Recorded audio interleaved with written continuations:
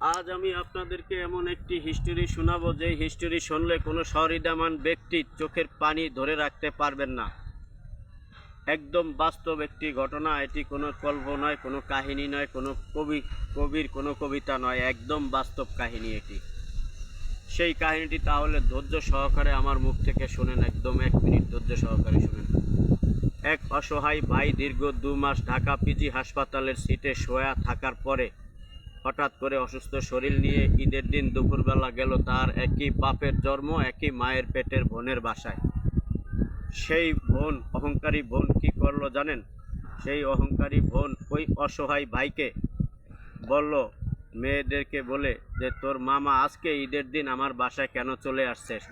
Dhaka Shahbag PG হাসপাতাল সবচেয়ে উন্নত মানের হাসপাতাল ও ভালো ব্যবস্থা, ওখানে ডিসিপ্লিন অনেক সুন্দর।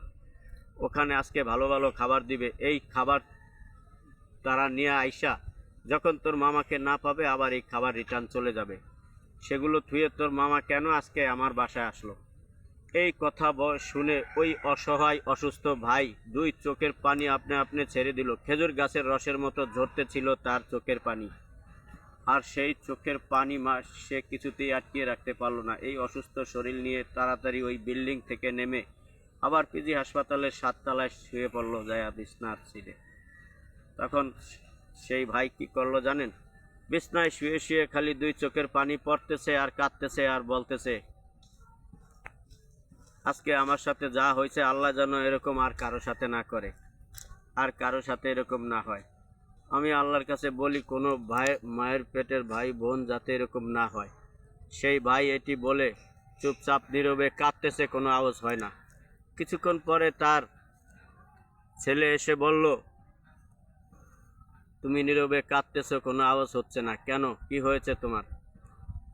মন খারাপ করার কিছু নেই। তখন ওই বাপ ছেলেকে নিয়ে হিস্টোরিটা কিছুটা বলেছে, পুরাটা বলেনি।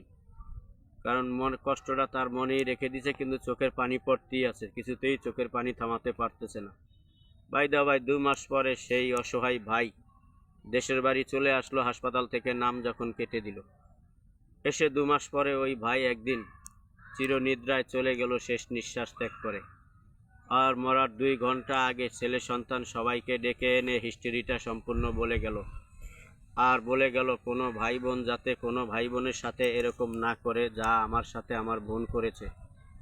তা দর্শক, যদি আপনাদের কোনো সহৃদয়মান ব্যক্তি থেকে থাকেন, তাহলে অবশ্যই সকলের প্রাণে এই কথাটি খেজুর কাটার মতো গেঁথেছে।